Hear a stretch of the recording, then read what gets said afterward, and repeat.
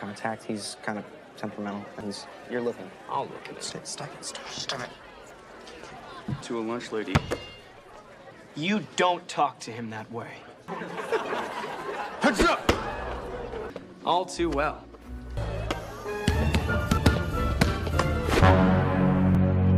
A movie titled 17 Again, 2009, tells the story of a middle-aged man who magically becomes 17 years old again. He has to go back to high school and relive life as a teenager. Sounds interesting, right? Well, enough talking. Let's jump right in and get started. Buckle up and enjoy the show.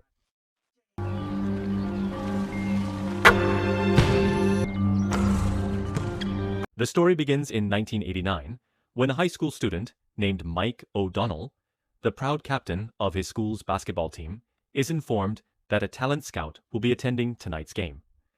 Everyone is confident that Mike will catch the scout's attention, thanks to his exceptional basketball skills.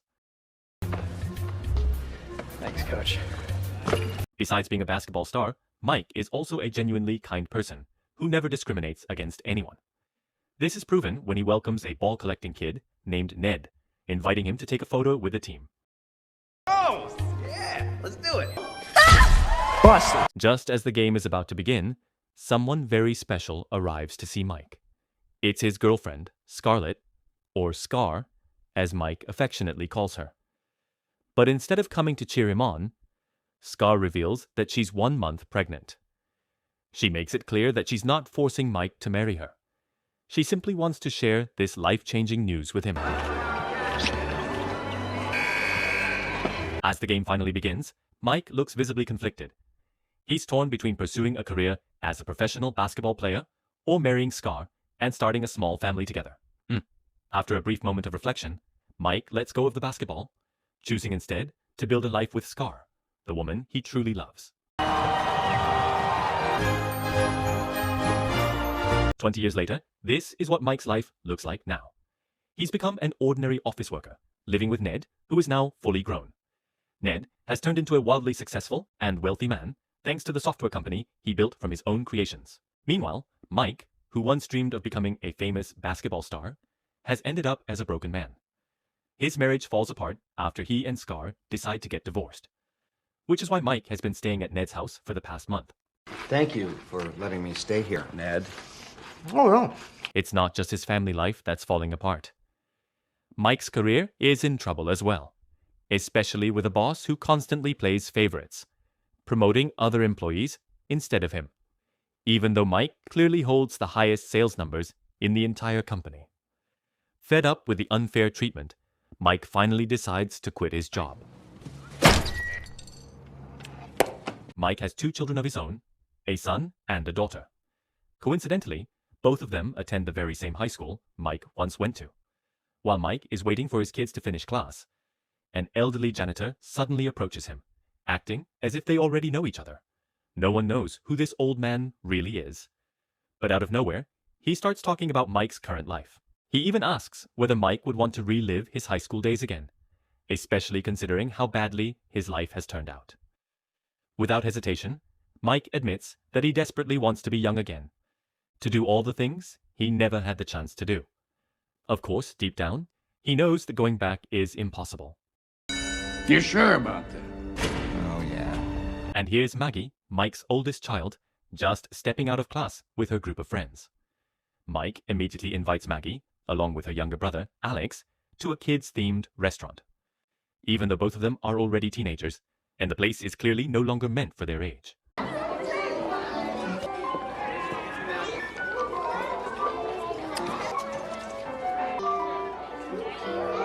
Mike then drives Maggie and Alex to their mother's house, Scarlett, who is now a grown woman and a mother herself. In truth, Mike and Scarlett are still in love with each other. They still care deeply, but constant disagreements lead to frequent arguments. And because of that, Mike and Scarlett decide to separate, even though it's a decision that weighs heavily on both of them. Not long after, Scarlett's close friend steps in, constantly whispering in her ear, subtly influencing and encouraging the divorce. This only makes it even harder for Mike to hold on and save his marriage. Bye, Mike. Bye. On a stormy night, as heavy rain pours down, Mike drives back to Ned's house. As he crosses a bridge, he spots the elderly janitor standing there, seemingly about to jump. Without hesitation, Mike slams on the brakes and stops to save him. Hey! And yes, the old man jumps down. But when Mike rushes to look over the edge, there's only a powerful whirlpool below, as if it has swallowed the old man whole. While Mike is staring at it in shock, he suddenly loses his balance and falls straight into the raging whirlpool himself. The next morning, Mike is found alive, filthy and exhausted. But both Mike and the audience are left completely stunned when they realize his face is young again, restored to that of a 17-year-old.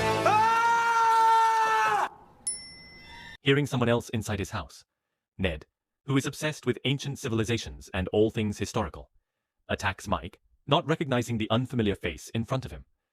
Even though Mike desperately tries to explain, Ned keeps attacking him, until after both of them are exhausted from fighting, Ned finally believes that this young-looking version of Mike is real. Being the intelligent and knowledgeable person that he is, Ned gathers stacks of scientific books, trying to find answers to what has happened to Mike. We're looking at your basic. Which is what? Ned even comes up with wild theories, like Mike being exposed to gamma radiation, just like Bruce Banner, or that someone from the future used advanced technology on him, or maybe even an alien felt sorry for his fate. Clearly, Ned is getting a little carried away with his theories. The janitor. Even though it doesn't make much sense, Mike is convinced that everything is connected to the elderly janitor. He believes the old man might be a supernatural being trying to help him, and that the only way for Mike to return to his original age is to find the old man and ask him to turn everything back. In his younger body, Mike heads to the school, still wearing his adult clothes, which hang loosely on him.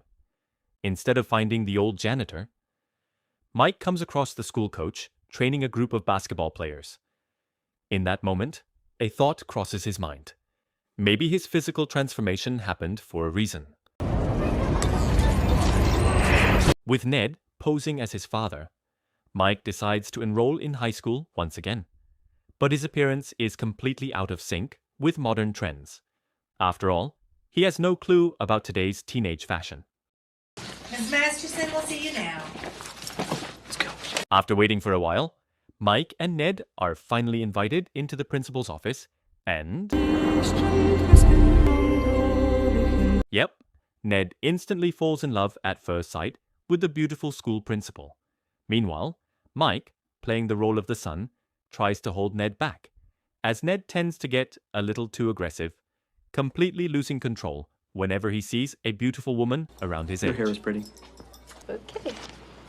Did you bring your transcript? Thinking his outfit looks cool and trendy, Mike quickly realizes he couldn't be more wrong. In this era, that kind of style is completely outdated.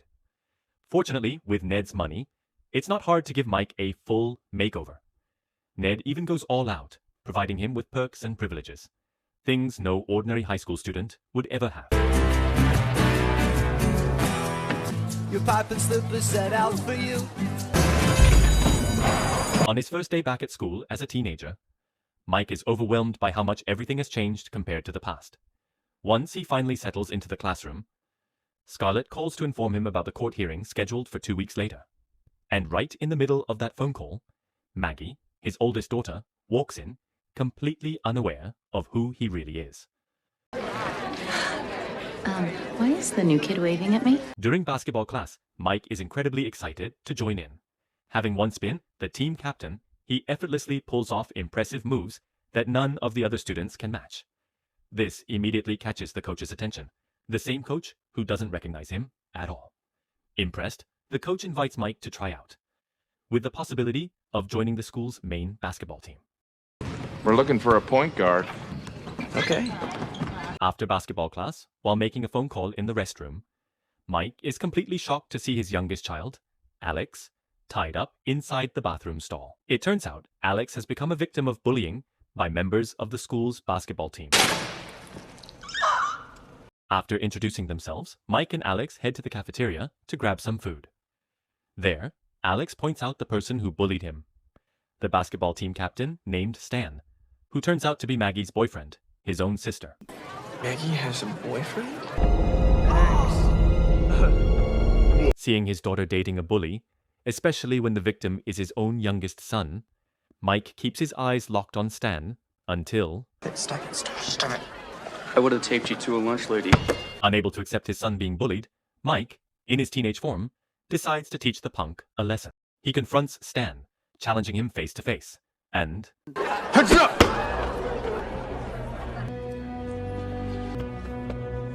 Spinning the basketball on one finger, Mike, who is mentally still an adult with years of life experience, easily chooses his words.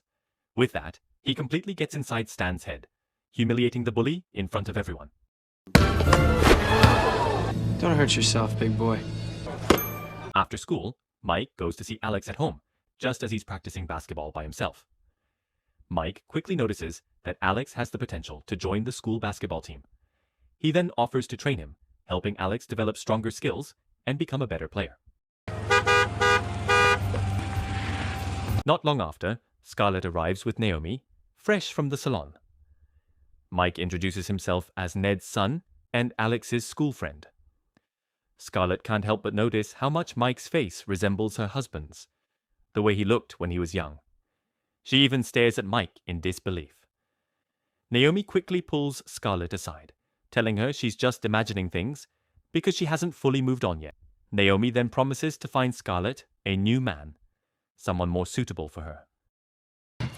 I'm so sorry. I guess it was a... Back at school, the teacher is holding a session about adult activities. You know exactly what that means. To promote safety and prevent unwanted pregnancies, she hands out contraceptives so students can play it safe. And of course, the one who grabs the most is Stan, who's clearly on fire these days. As someone who is mentally still an adult, Mike has a very different perspective, especially when it comes to the dangers of reckless relationships. He begins to share his heartfelt thoughts on love, sincerity, family, and life itself. His words leave the entire class in awe, even inspiring many of them to rethink and reject casual relationships at an early age. broken arm or you hope that you can do right by that little girl. I don't even want these. Just take it. Great, fine. Stan is the only student who remains completely unmoved. Instead, he boldly makes a move on Maggie, right in front of Mike's eyes. And that's when things take a turn. Mike ends up being publicly humiliated by Stan. As a result, Ned, acting as Mike's father, is summoned to the school. He shows up dressed in his most outrageous outfit, all in an effort to impress the beautiful school principal.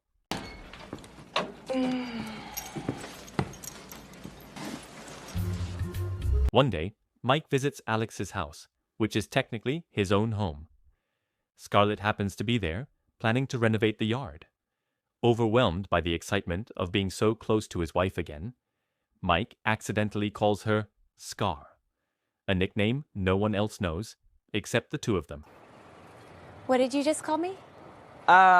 Nearly getting caught, Mike quickly changes the subject and starts helping Scarlett renovate the yard. The plan is to turn it into a garden with a pond.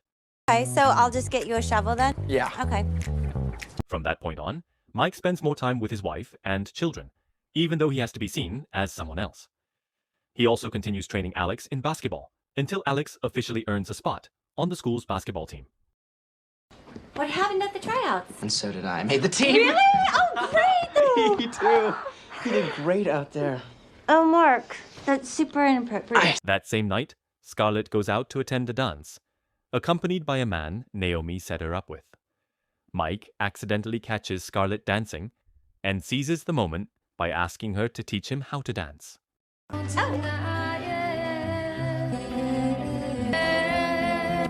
Mom? Yeah. And yes, Scarlett starts to get caught up in the moment, almost kissing a teenage boy, who ironically is actually her own husband, which, technically speaking, wouldn't really be wrong at all.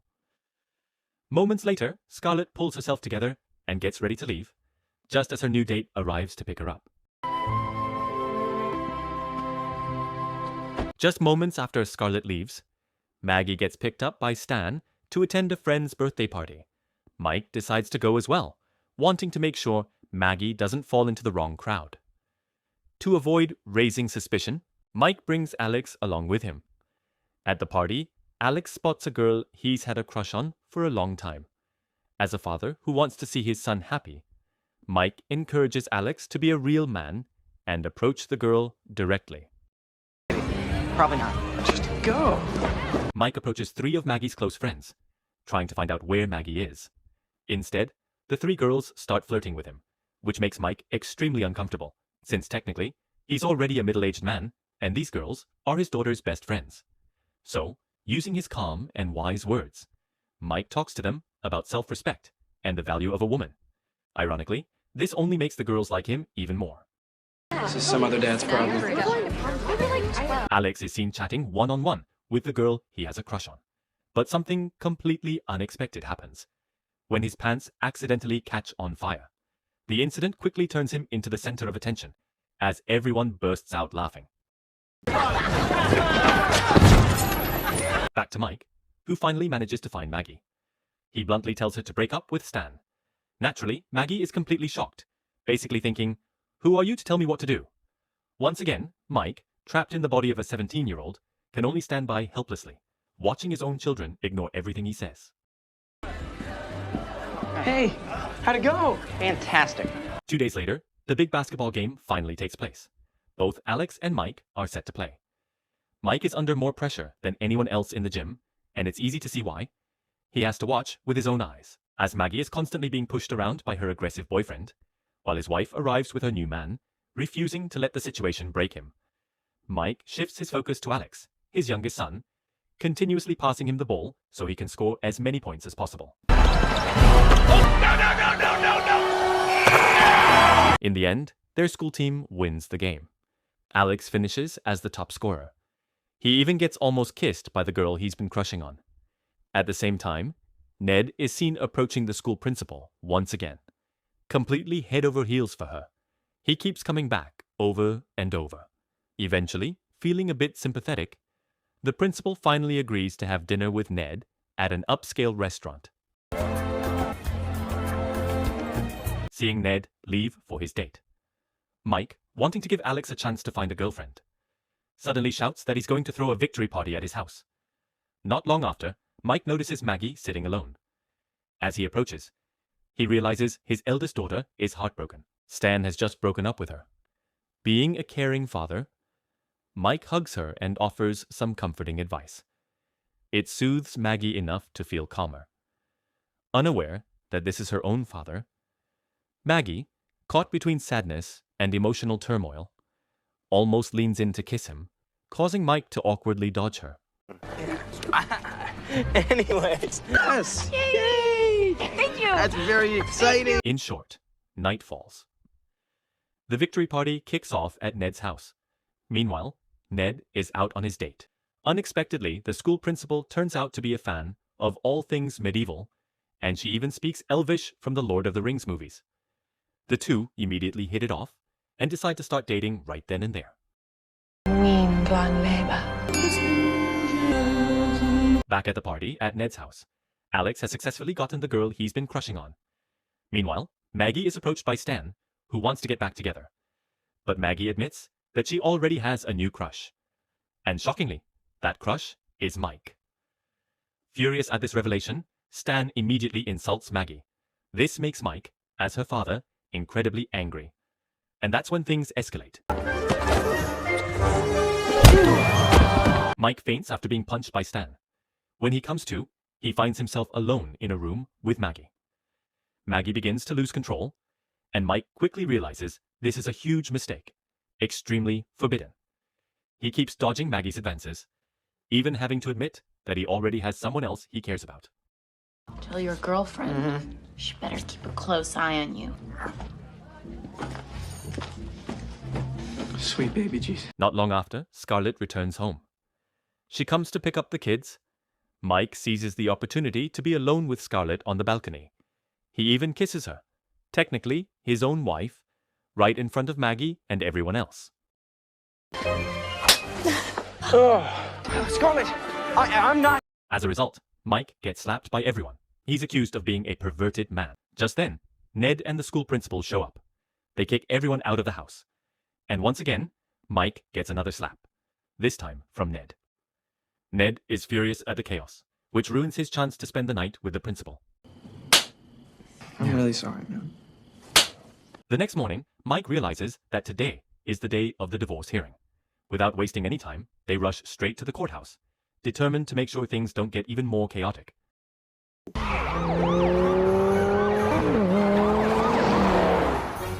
Claiming to be Mike's representative, the real Mike steps forward to read the letter aloud. Most of it is a heartfelt confession, expressing his undying love for Scarlett. And that's when... I lost my way. Not long after Mike and Ned leave, Scarlett, deeply moved, immediately decides to postpone the divorce hearing. Looking at the letter, she discovers it's actually just a note listing cigarette and coffee debts at Yuli's tea shop. Everything Mike had just read aloud was purely a heartfelt confession of his own feelings. Having considered everything settled, Mike decides to focus on his destiny as a 17-year-old, determined to turn his life around and become a professional basketball player. On the day of the tryouts, everyone shows up, including Scarlett, who comes to watch.